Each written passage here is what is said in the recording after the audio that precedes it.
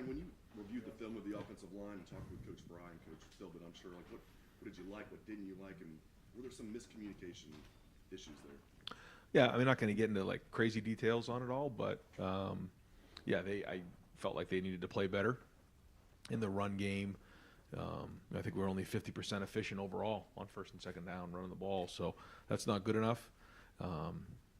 They certainly did give us some things that maybe we weren't expecting, but even when they did, I didn't think we handled it as well as we could have. So getting back to work on that this week. They also got some good players on defense. How much do you attribute it to their D coordinator being here last year, kind of knowing you guys? Yeah, I mean, I don't know. I mean, listen, there was times where that didn't play into account at all, and we got to execute better. It's just the bottom line. And I think what happens sometimes is when you get into preseason camp and you run plays and it goes on to the next period or the next drill, you don't quite feel the consequences of not executing at a high level, and that's what happened on Saturday, especially in the situational things. But we got off schedule in the run game, and we can't do that. Ryan, you guys had 10 possessions on Saturday, never less than 11 last year. I think you averaged around 13 last year. Just your level of concern there? I mean, I don't know if it's a concern, but it is different. And I also felt like we were on the sideline a little bit more. It just seemed like the game moved slower for whatever reason. But it is what it is. We all have to deal with it. But like I said to the team, it means we have to be more and more efficient. And you might get less possessions in that first half, and so they got to count. And then when we get into halftime, we can't panic. We have to know that, okay, maybe we had one less possession, especially if we defer, and then we got to play really well in the second half. So if you're executing well and converting on third down and doing a good job in the red zone, it's not an issue. If you're not, then it is. But I think to your point, you have to be more and more on top of your execution, because I feel like even 5 years ago, we were getting, like you said, 12 and 13 possessions. You missed one here or there. Okay, we're going to get the ball back and have another opportunity. Not the case right now. Yeah, you had 15 against Indiana last year. How do you just keep from chasing possessions? Yeah, it's just a different feel. So we had 15 last year and 10 this year. Yeah, I mean that's a lot of football. But it is what it is, and so we have to do a good job of executing early, because that's going to determine the outcome of the game probably more than in the past because of the new rules. So, it doesn't matter when you're executing. So that's what we're going to focus on. Right next door, Pat Murphy, 24/7 Sports. Ryan, you mentioned that, I think it was media day, that you wanted to make sure that you couldn't look down at your stat sheet and see that Marv wasn't getting the targets and whatnot. And I think he had 8 targets. I assume you included Mecca with that. How do you, other than just passes on target, not dropping balls, get them more involved in the offense going forward? Yeah, I mean, I think it was 8 targets, and there was a couple other things that we had designed where maybe they took him away, which is going to happen, and then that's where guys like Cade and Julian are going to have to step up, because that is going to happen this season. But we're going to continually find ways to be creative and try to get him the ball. I thought we did do that. We targeted him some. If we connect on a few of those and the touchdown and a few of those, you probably feel a little bit different coming out of the game. But again, with the number of plays, I think we threw it maybe 36 times in the game. He wasn't in the last drive. We're just gonna have to really be on point, and I think that's probably the overall sentiment right now, is that you just got to make sure everything's really efficient, everything's really thought out. But teams are going to take him away too. So when that happens, that's part of where other guys got to step up. And when we've been at our best, when we had weapons all over the place, other guys have stepped up so that they can't just take one guy away. Right next door, Brendan Gulick, Buckeyes Now. Coach, I assume when you sat down with Kyle, there's some feedback that you give him, and I assume you ask him for some self-assessment. How did he seem about the way you performed? Yeah, you just kind of ask, how do you feel? How did it go out there? And I think we both felt the same way. There was some good moments, some good throws, some other things that you wish you had back. When you look at first-time starters here in the past, I mean, that was probably similar.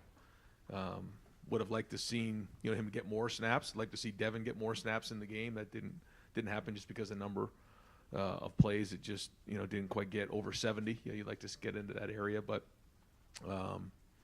I think that there was a lot of things to learn from, but also some good plays as well. So it was good enough to win in this game, which is the most important thing. And it's not just Kyle; it's the offense across the board. It won't be good enough moving forward to reach our goals. And then on the defensive side, Sonny Styles played a lot, and it felt like he was in lots of different places on the field. How do you see his role evolving? Is he more of a defensive back? Is he more of a linebacker? Do you want him to be sort of a combo in that regard? Yeah, you like to have him on the field a lot because he can do so many things. If you get to the point where he can't do one of the job responsibilities well enough, then that's when you have to sub in, either a nickel or a bigger guy. But when he can do, both of those things well, can cover, can blitz, can fit the run, then that gives you so much more flexibility and gives Jim the opportunity to now not have to do as much subbing. We do have really capable guys there. Cam Martinez and Cody Simon are ready to go, and so we'll use those guys. They're weapons for sure. But Sonny gives you that versatility. Right in front of him, Andy Anders, 11 Warriors. Yeah, it seemed like you guys threw out a lot of different formations, a lot of different tactics on the offensive side, whether it was the two-back stuff, whether it was 5 receivers with Xavier. At this point in the year, is it, I guess as the year progresses, I'm asking, is it going to be more of rolling through a lot of those things, or are you throwing a lot of different things out there to try and find an identity for the team? Yeah, I think that, I think we have an idea of what our identity will be on offense, but at the same time, every year is different. We have multiple backs, we have multiple receivers. We know where we need to be as the season goes on. We have different quarterbacks this season. So, we want to look at different things and see where it goes. I think we learned some things on Saturday. So we'll start to go down different paths. But, having different groupings out there does bring a lot of benefit on offense. And so we'll keep looking at those things and, make sure that we're doing it. But ultimately, it comes down to execution. And if we're doing too many things, we can't execute them well enough, then, then we got to cut back. Right in front of him, Stephen Means, Cleveland.com. Right, I think there were 2 situations where it was 3rd and 2, and you ran it, and then you didn't get it, and then you throw it on the next play. The first time you get it, and the second time it's the interception. Obviously, you're not going to give me the entire game plan here, but when you're in those situations, those 3rd and short situations, or even 4th and short situations, what goes into whether you're going to run it or you're going to pass it? Well, I think both of those, again, not giving away too many things, but both of them were 3rd and 2 or a really long one. And I felt like, if you can get to 4th and 1, then you can run it again. But when you call it on 3rd and 2, when you get 0 both times, and now it's 4th and 2, which I believe it was at least a long one, you don't have a lot of confidence that you're going to get 2 yards. And that's really what it came down to. And so, I guess, why not just run the 4th down play on 3rd down, I guess, is what. Well, we have to establish the run here, and we have got to get downhill. We got to move people, and we got to be physical. We can't be relying on the pass all the time. That's just not the way we're going to be here. So, at some point, you got to get up there, draw a line in the sand, and say, we're going to move people. Now, didn't happen. So, that's why we got to do a better job this week. Second row right, Bill Landis, Rivals, Podcast. Ryan, is your quarterback plan the same this week? Start Kyle and try to get Devin in if you can. Yeah, yes, but try to get Devin in more. And as the week goes on, we'll continue to evaluate it based on how they practice. But yeah, I would have liked again to get Devin in the game, but like I mentioned after the game, I want to do what was best to win the game at the time. That was the first goal. I felt like that was the right thing to do.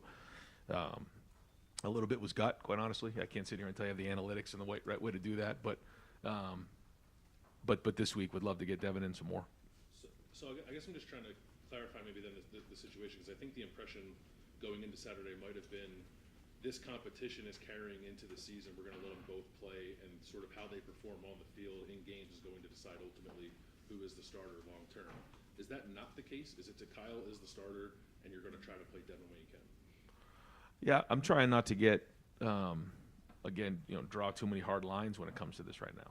Honestly, I talked to the guys about saying that, our goal is to be a really good quarterback room and win games. And then as these, first few games start to develop, we get a better feel for what that looks like. Learned some things about Kyle on Saturday. Saw some things that were really good. Saw some things that he's got to improve on. Again, disappointed that we couldn't get more on the field with Devin, but But hopefully this week we can and continue to evaluate it. But Kyle will start again this week, and then we'll keep going from there. Right behind him, Dylan Davis, Delaware Is that, Gazette. just to kind of piggyback on what Bill was asking, I guess, how do you weigh wanting to get Devin in the game, but if Kyle is the guy you're going to put on the field first, every snap he takes is important in his development. So Sure. I guess how do you weight getting Devin time, but Yeah, making sure that's what we're working through now. Yeah, it's if it was an easy answer, I'd give it to you, and I think that's what's unique about this season. And so, I wanted to see if we could get into a rhythm, in the throwing game a little bit with Kyle and some of the receivers. We do that in practice, I thought at times we did, other times we didn't. But we got to find that right formula because it's a long season.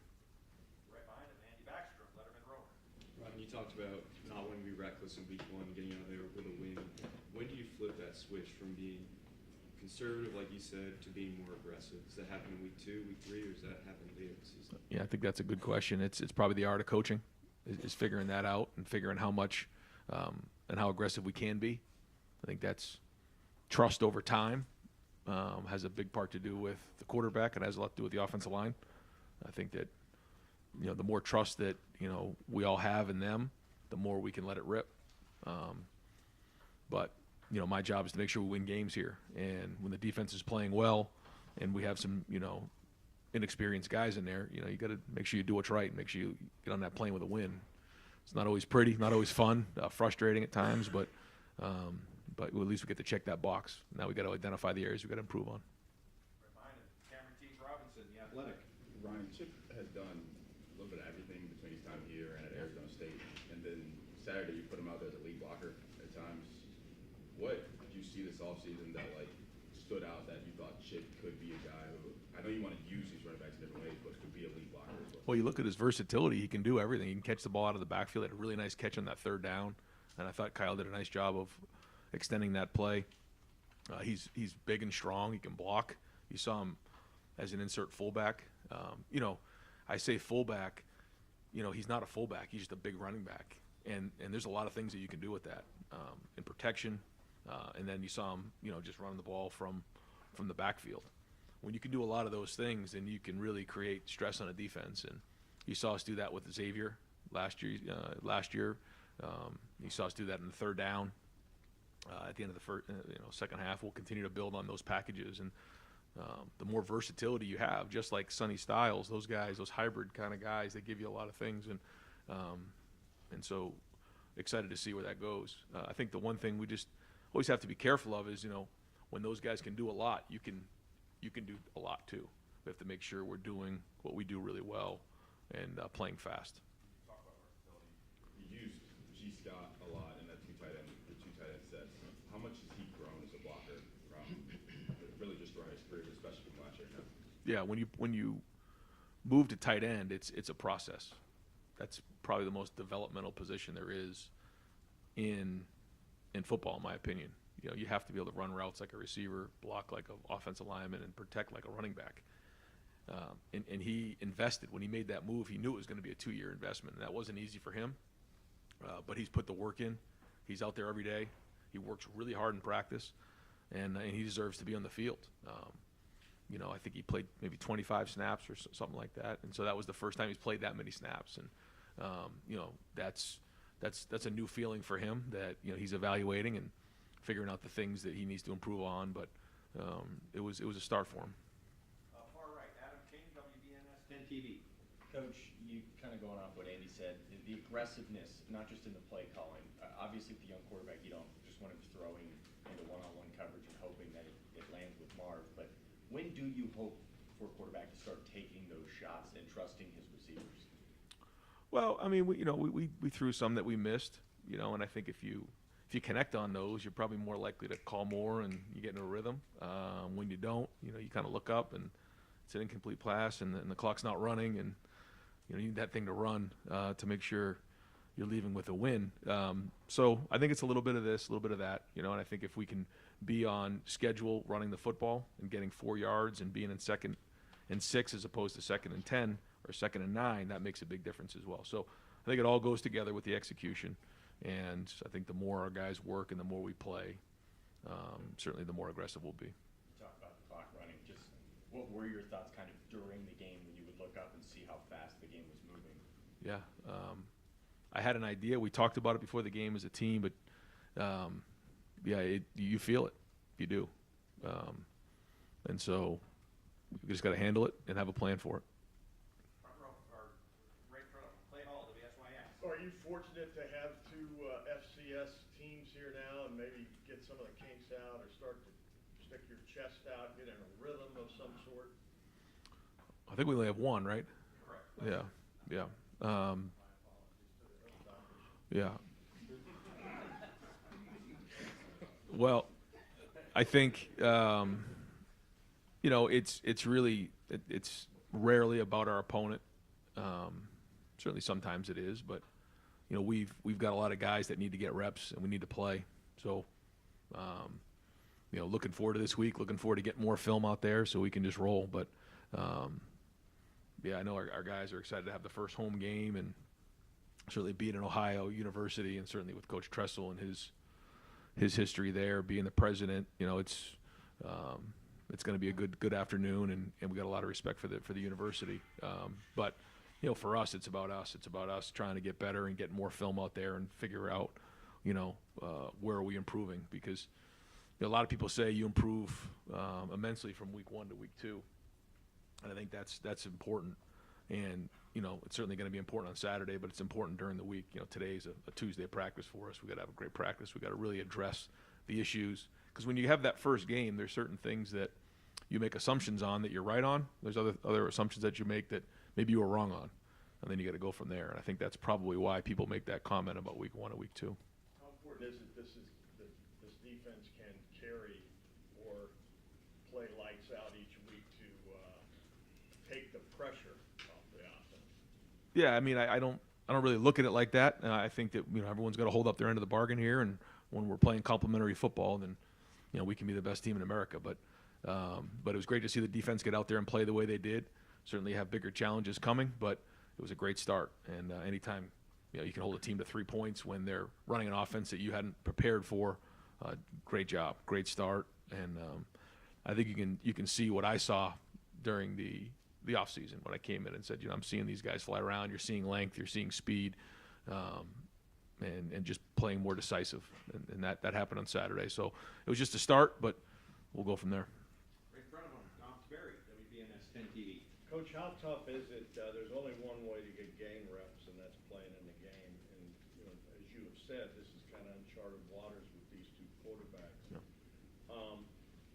How do you get the you know, obviously they got to get the confidence, and they got to get it. Are you seeing that with Kyle right now? You want to see it with Devin. And how long till traditionally do you think the game starts to slow down for them? And where is their confidence level right now? Well, I think it takes a little bit of time when you're seeing things that you know, are in real time, and you're actually getting hit in the pocket, and you know, everything becomes real. And you know, it takes, I don't know how many reps. It's different for each guy. You know, some guys can step right in and it just kind of goes quickly. Other guys, it takes more time. I think each guy is unique. I think both guys, you know, feel like they can run the offense. I think both guys want to play, and so I think that you know, the confidence of that is great. They just really haven't done a lot of it, so I think that's just the missing piece. Front row right, Austin Ward, Rivals, the podcast. Ryan, you said something really interesting about the leap maybe from week 1 to week 2, which could be wrong assumptions. Are there any of those you feel like you saw on Saturday, wrong assumptions that you had? Oh yeah, definitely. Yeah, I mean, it's like that every year. You know, you go into the first game and there's certain things that, you know, you think that are going to happen that don't happen, or you think that aren't going to happen that do happen, and then you have to adjust from there. I mean, that you know, it's very you know, common for the first game, but yeah, there's definitely things out there that, you know, we learned on Saturday. What's the line between figuring out what they are from a small sample size, seeing, because you know, you said mixed bag a bunch on Saturday, and I asked you about that after the game, but there was probably potential in every single unit. How do you determine what's real and what isn't from that amount of reps? Yeah, you go on your experience and what you see on the film, and you can't go off anything else. And what you see on film is what you are. You know, a famous coach said that all the time. I mean, your opinion of who you are is one thing, but what you see on film is actually what you are, and each coach has to identify that, each coordinator, the head coach. I mean, ultimately it all comes back on me. So we have to go with what we see on film and, you know, make the corrections and then project it from there. Far left, Whitney Harding, WCMH. Ryan, when you schedule some of these games between, let's face it, the Big Ten or the bigger games, some of these smaller schools present something that is maybe something you want to face or work on. Might be too early in the week to ask, but is there something Youngstown State does that you guys would be good to prepare and get ready for specifically? I mean, I think we're going to focus on playing really, really hard and executing really well and being clean. They have very good coaches, and they do a really nice job. I mean, they you know, you put on the film from last year against Kentucky. They played them really well. It was 31-0, and I forget what the score was at halftime and what the second half looked like. But they ran around and played hard and you know, got to Levis a few times, and so I mean, they're going to come in here and play really, really hard. And these are Ohio guys, a lot of them that have a lot of pride. So you know, we're going to focus on, you know, matching that intensity, bringing it, playing really hard, and executing at a high level. And certainly some schematic things that we're going to focus on, but that'll be the biggest focus this week. This may be a little bit out of left field, and when you're on the field, you may not notice this. It'll be the first game without Bob Kennedy in the PA role. I don't know if you ever met Bob or all that, but your thoughts maybe on that legacy and what it's going to be like to have a different voice. Yeah, a lot of respect for, you know, like you said, the legacy that he left behind, and you know, for so many now, I guess, you know, year 7 for me, and for so many others, decades of hearing that voice on game day. It is going to be very different. You know, it kind of comes with all the other traditions at Ohio State. So he will be sorely missed, and you know, certainly did leave a lot behind and gave a lot to Ohio State. Second row left, Steve Hellway from 24/7 Sports. Yeah, Coach, I want to ask you about a couple guys maybe we didn't get to see. Jihad Carter, there was a lot of talk maybe he would start there at safety, and I don't think he played. Is everything okay with him? Or Yeah. Do you expect him in the next game or two to see some action? Or I do. Yeah, you know, he you know, needs to have a good week of practice, but we hope to see him play this week.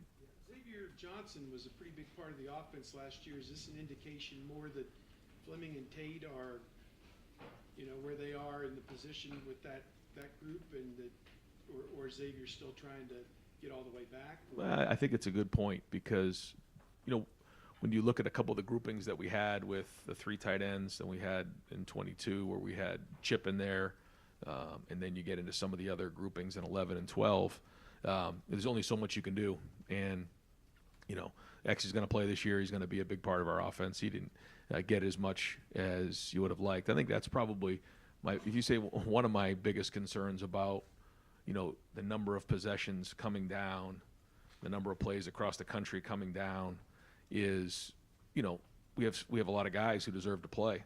And so, you know, the number of touches, the number of plays for some of these guys, that does concern me. But Xavier deserves to play, and he will, and he'll get his opportunities. Third row left, Dan Hope, 11 Warriors.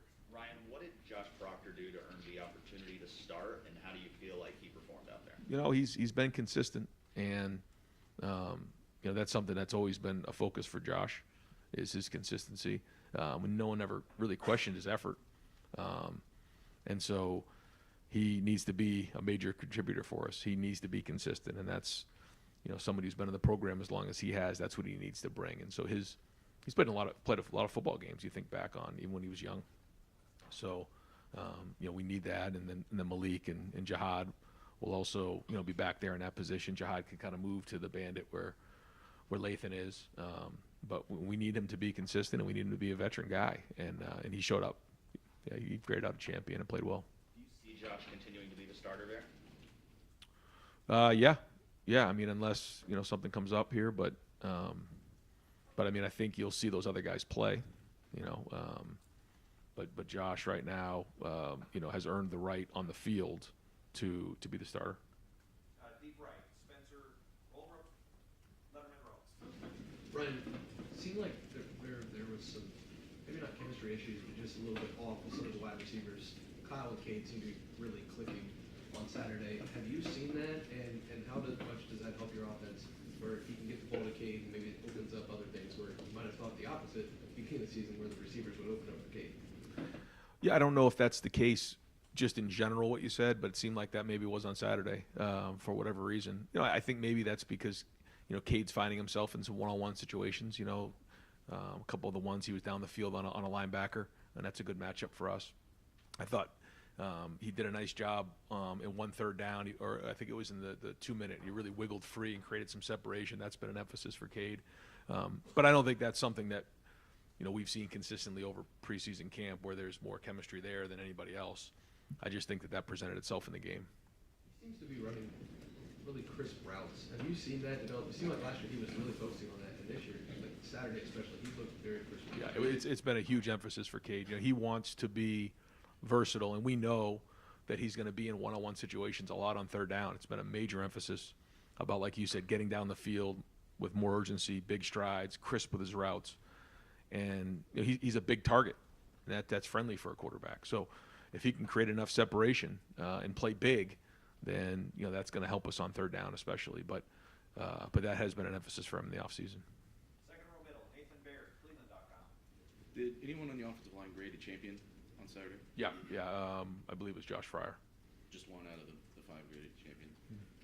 You knew that there was going to be an adjustment period for Josh Simmons coming to this level.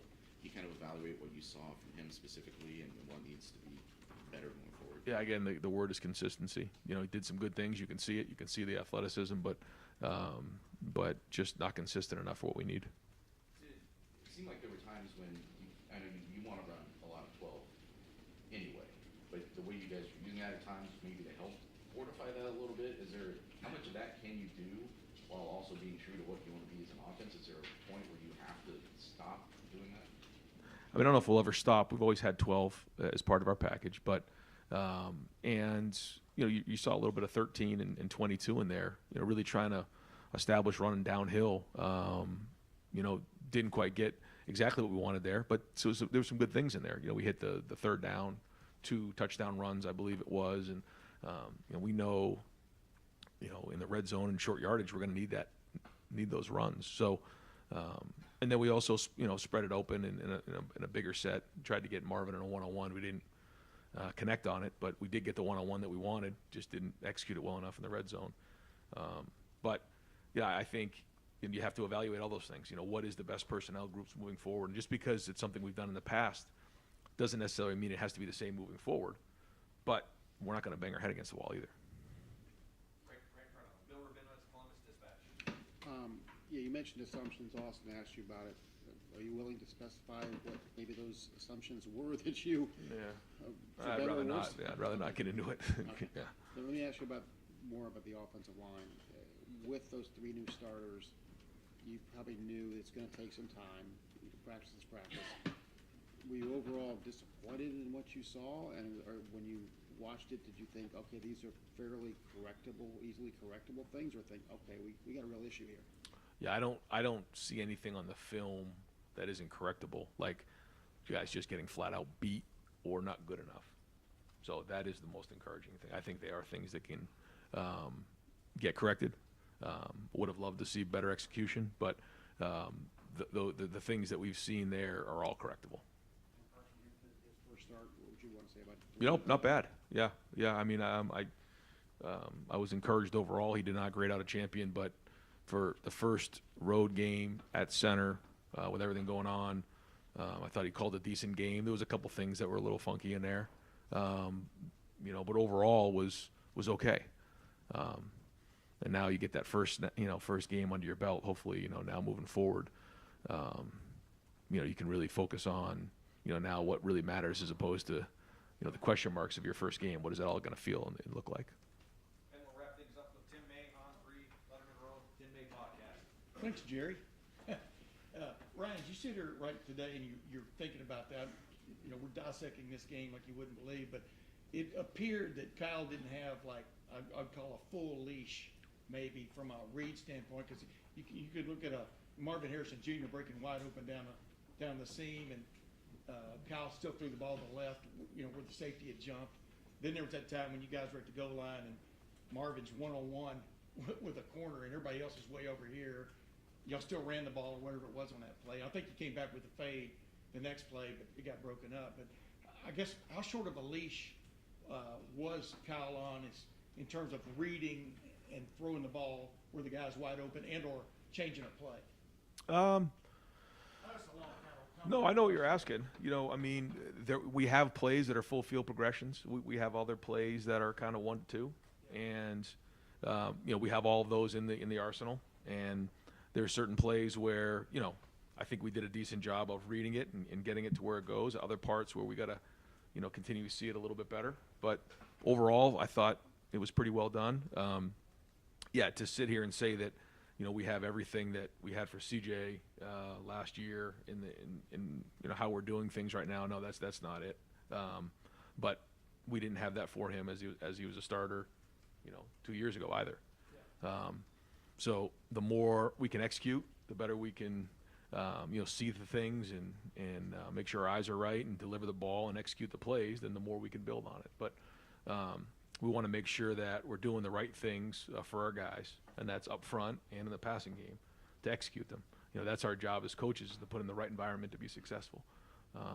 So hope that answers your question. Yeah, and the other thing, you know, critics are all over the place, of course, about, you know, why did he name a starter and just go with this guy?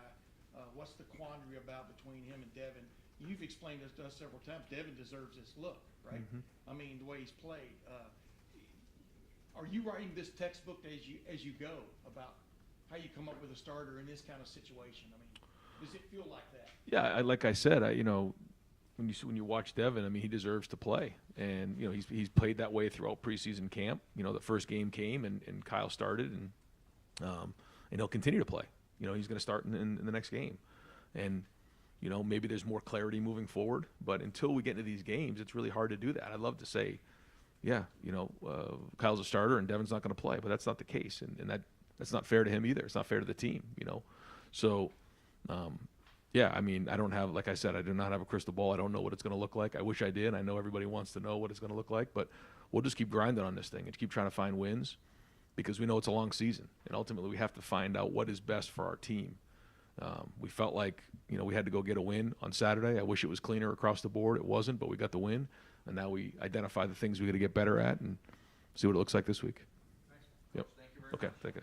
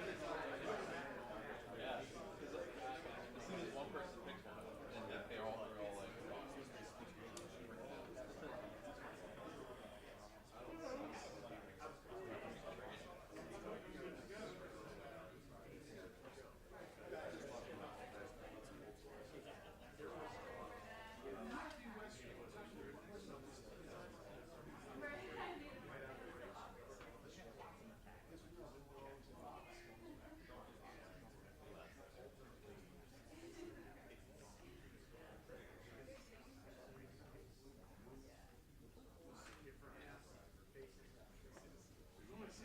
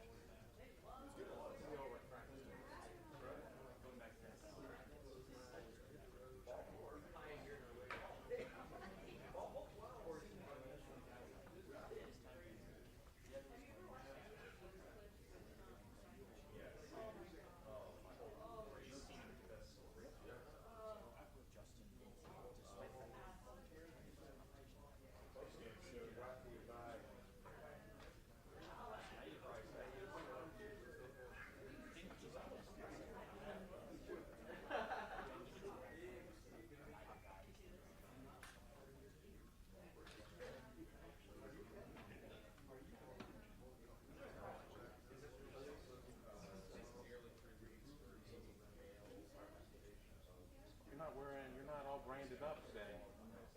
Have limited contract. Okay. Yeah. Hey, look, save it for Sam. Well, I mean, if you don't have enough to get you through the week, yeah, you got to space it out. Cutbacks. Limited budget. See how ticket sales go with Sam. Yeah.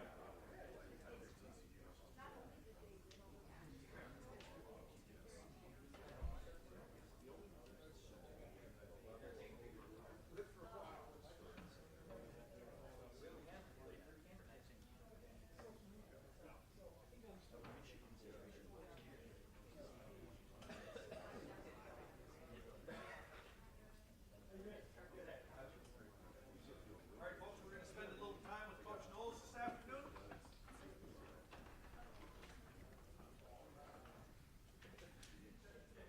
We're going to open the floor for questions. Fourth row middle, Tony Gerben, Buckeye Huddle.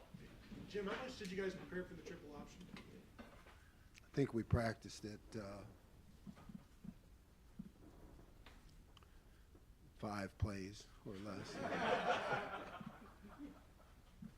And that's stretching it. So how impressed were you then, and how happy were you that they performed so well against Yeah, you? I was pleased. We were able to make the adjustments quickly, and the communication was good, and guys were really locked in and helping each other, you know, and talking it out, and you know, they understand the system. So when I said something, they got it, and yeah, I was happy with the way it went. Go far left, Joe Nugent, WCMH. After the game, several players shared that they weren't happy that they allowed 3 points. Did you sense that from them? What do you make of that? You know, it's just I think guys are striving for a higher standard, and you know, games go differently all the time, but when you feel you're on top of your game and you know you can stop them, you should. So I guess that's probably why they felt that you know, they weren't happy with that. Right in front of Joe, Justin Holbrook, WCMH. Ryan said one thing that you do going into a season is you make assumptions, good or bad, and sometimes they play out, sometimes they don't.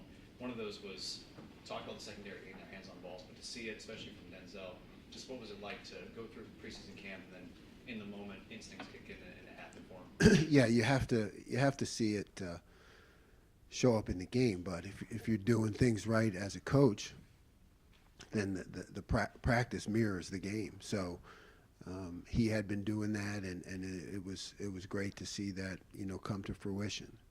How hard is it for a secondary to stay locked in when they're only throwing the ball so many times, maybe 8 attempts by the third quarter? Yeah, it's difficult. You know, get into that kind of game, option game, running game, and you can get lulled to sleep. So I was happy with the way they stayed in tune. You know, a couple deep shots that they took. Fourth row middle, Pat Murphy, 24/7 Sports. Ryan was talking to us about Josh, and he was been consistent is the word he used to kind of earn this starting spot at that position. I'm just curious your evaluation of how he played, and also Malik getting in the second half and where he kind of fits in at this point. Yeah, I thought Josh played well. I mean, we, you know, have always had high hopes for him, talented, looking for that consistency like Coach talked about, and he showed that, you know, toward the end of our preseason work. He's got some plays underneath him, so you know, we went with him, and I thought he played well. I thought he showed up, and Malik is he's a young, talented player, and I think you saw that in the game. I mean, should have had an interception, but he gets his hands on balls. He's around, you know, third down stops. He's just around the ball. Third row left, Dan Hope, Lebanon Warriors. Yeah, just to follow up on that, like what went into the decision for Josh to start and then for Malik to play and for Jihad not to play? Yeah. Yeah, they're tough decisions. I mean, guys are in a battle, and they're all good quality players. You know, that's coaching, right? You just evaluate all the plays, all the reps. You know, thought it was close between Josh and Malik, but you know, Josh has some plays underneath him. So for a first game, we thought it would be better to go that way, but still get Malik in the game. It's hard to play three guys, you know, in a tightly contested game. Do you see Josh continuing to start going forward? Yeah, I mean, looks that way. You know, I think it'll continue to be highly contested. You know, so you know you have to earn it every week when you're in one of those situations. You know, you really have to evaluate practice. Front row middle, Dave Biddle, 24/7 Sports. Jim, Coach Day was going over some of the guys on offense that graded out as a champion. What about defense? How many of your guys graded out as a champion? Oh, I don't know if I have that list with me. That's an issue. And we don't report the list. Oh, that doesn't go. That doesn't go. Doesn't issue. Somebody told me when I first got here that was like public. That was champions. It was. It should.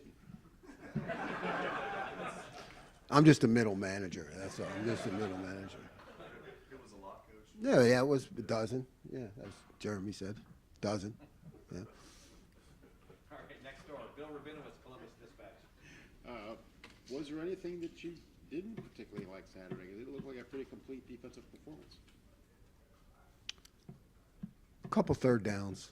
You know, I thought you know, we were solid across the board, but there were a couple third downs, you know, where we gave up the completion, or we just, you know, when they start doing all the triple option stuff and spinning the backs, and then they start combining it with like an inside run power play, and you know, if you get like slightly off a gap, you know, I think maybe one slipped through where we should have been and could have stopped them. So I just would have liked to seen us stop a couple more third downs. Far left, Whitney Harding, WCMH. Yeah, the first game is always a good starting point. So now going into the next week, where specifically do you want to see this defense grow and get better? You know, that first game was really kind of an anomaly because of, you know, they came out with, you know, triple option. So I think we still have to perform against conventional offense. You know, rushing the passer, we didn't get much of a chance to do that. You know, compete and contest against regular drop back passes. So we just need to grow more against, you know, a conventional offensive system. Second row middle, Nathan Baird, Cleveland.com. I know you guys were excited about Davison and just his size, his physicality. That came with a little bit of handsiness in this first game.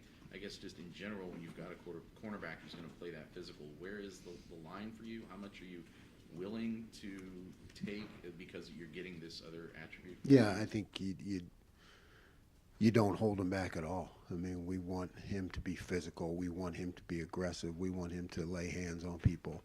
And, you know, now you just coach the technique. You know, there's a right way to do it. You know, just like coaching offensive linemen, you know, how things go on every play, but there's a right way and where to have your hands and how to be at the end of the play. But you want to keep encouraging the physicality. I know you guys were excited, optimistic about what the cornerback play was going to be compared to what happened last year. And this wasn't maybe, as you're saying, the best passing-oriented team to test that, but what were you most encouraged about from just the cornerback group in general? Yeah, I mean, you know, staying on top of deep balls, the reaction on the cross-country type routes, you know, where they bring one guy from the other side, you know, Denzel and Jordan getting their hands on balls, you know, really was a great thing to see. And like you said, Davison with his physicality, I mean, he really brought it, you know, even in the run game. Right next door, Stephen Means, Cleveland.com. You talked in the preseason about wanting to maybe rotate a little bit more at those linebacker spots, getting Cody, especially Cody, getting him more involved. Maybe CJ to a lesser extent, but Cody especially. He didn't necessarily play that much. Did the game just not provide an opportunity? Yeah. Wish I could have done that. I mean, what happens is you get limited number of plays, and then you get triple option, which is a complicated offense, particularly if you haven't practiced against it. So with linebackers, you really want them to get the feel of it, and they got to see it and how it's all playing out and where it's all fitting. So it just went that way. With Sonny, I think the first third down, when it ends up being 3rd and 7, you take him off the field, you put Cameron Martinez. This is a guy that maybe we thought could do a lot of different things. Are you still kind of slow playing how much you want to throw at him Yes. this early on in the season? Yes. We want, Sonny's a great talent. We just want to continue to grow him, not put too much on him. Sorry about that. Mm-hmm. 4th row right, Andy Backstrom, Letterman row. Coach Dave was talking about how with the new clock rule, it's harder to get guys in with just fewer possessions. You were kind of hitting on that earlier, but is that something you saw in this first game? Kind of took you by surprise with just how quickly that game went? Yeah, I mean, it wasn't so much a surprise. I thought it would be that way, but it was magnified by the kind of offense that we went against. So it made it even more difficult to play as many guys as I would have liked. Right behind him, Cameron Teague Robinson, the athletic. Jim, that type of offense can put a lot of stress on the defensive line. What did you learn about those interior guys? I know you thought you guys, I know you like Jaden and some of those guys have been in, but what did you learn about how deep that is? They made plays. I mean, I know you guys understand the game, pay attention, but they made plays. I mean, they made plays in the run game, for those 0, 1, 2, 3 yard gains. When you have particularly the defensive tackles, when you go back and look at it and you say, hey, these guys are making tackles, not just using up blocks, they're making tackles for 3 yards or less in the run game. I think that's really something positive to build on. Second row middle, second row right, Bill Landis, Rivals, the podcast. Jim, you were talking about Josh Proctor, I think last week, or perhaps the week before. You said how he triggers downhill, how he can get involved in the run game. This actually turned out to be a pretty good game for that, I guess. How curious are you still to see how he might fare against more traditional drop-back passing offenses? Yeah, that's his strong point is being aggressive, playing downhill as a safety. So, I definitely want to see how he reacts to balls thrown down the field. That's something you got to see out of safeties. 4th row middle, Brendan Gulick, Buckeyes Now. Jim, I was kind of laughing to myself as you somewhat, I think, sarcastically said last week when we were asking you, hey, I did say that triple option, yeah, didn't on I? your prep routine, Yeah. so I don't know, they could run a triple option. I mean, did you like laugh in the box when they came out? I did, yeah, I did. I don't know if I was laughing, but I was, it's like a lot of scribbling, like, okay, make this back spins this way, this one goes here, this guy's got, So, yeah, that's first games, I'm sorry. No, I don't. You wonder, like, is that going to be their offense now, or was that just for us? I don't know, but it's one of the things you get in first games. You never know. Whether it was related to that or not, because it was the first game, I'm sure you had questions you wanted to answer about your own team. Did you prove anything to yourself? Yeah, prove is a strong word, but we have a long season, some highly competitive opponents. So, but there are indications that we're moving on the right path when, we gave up one explosive play, which I blamed myself for with the defense, and otherwise we were able to keep the ball in front of us and inside of us, and that's a really good thing. Got time for 2 more. Far right, Adam King, WBNS. There's been quite a few times in the last 5 years where kind of the offense has sometimes bailed out the Ohio State defense. Saturday, the defense won the game. Ryan David chuckled that he could be happy to win with defense. Is there a pride in the room to know that, the defense stepped up and kind of secured that win? Yeah, I mean, there's I guess, for 24 hours, it's, hey, we did our job. I mean, there's no parade. Nobody's going to have a parade or anything. It's like, hey, you did your job. Good job. Now on to the next. But it does build the confidence that we have to have for future opponents. It does, and it does I believe, when you play great defense, it just gives everybody confidence. Whether you're a fan or on the team, you know, you just kind of know, hey, everything's going to be okay when you play great defense. When you have a young quarterback on the other side, how much does that confidence help to know that, hey, you throw an interception, if you make a mistake, that's okay, we've got your back? Yeah, it's just being part of a team. You know, it's just being part of a team. You want to make sure that your teammates, you want to be a great teammate. That includes me as a coach. We're all part of a team. You just want to make sure that people can count on you. You know, no matter what happens, anywhere else in the game, that people can count on you. And final questions, front row reg, Tim May on 3, bottom in a row, Tim May podcast. Tim May show. Yeah, no, it doesn't matter. Coach, you touched on this a minute ago. The way this defense reacted to, like you said, the triple option, you know, and little time y'all spent. Does that, in your gut, tell you they're getting it? You understand what I'm saying? Because there's an answer to, no matter what a team throws at you, there should be an answer to whatever you call, right? And I'm just, I guess how much does that warm your heart that it's coming around? There's no warmth in my heart. It's it's very cold. It's very cold. I think yeah, it's an indicator. It's an indicator, you know, because you're right. When you're sitting up there in the box and you see that, you know, you're like, okay, I know what to do, but I haven't made a legal tackle since 1986. So I mean, you know, I know what to do, but do they know what to do? You know, and so it's an indicator that we can handle the controlled chaos that happens during a game.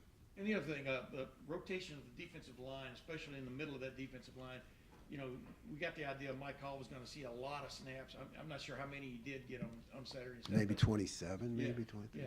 But I mean, did you like that rotation? Loved it. Loved it. Guys stay fresh. You know, guys stay fresh. We're going to have to rush the passer eventually, and when you're taking a lot of shots inside in the run game, you got to stay fresh to be able to rush the passer. So I like it. Great, Coach. Thank you very much.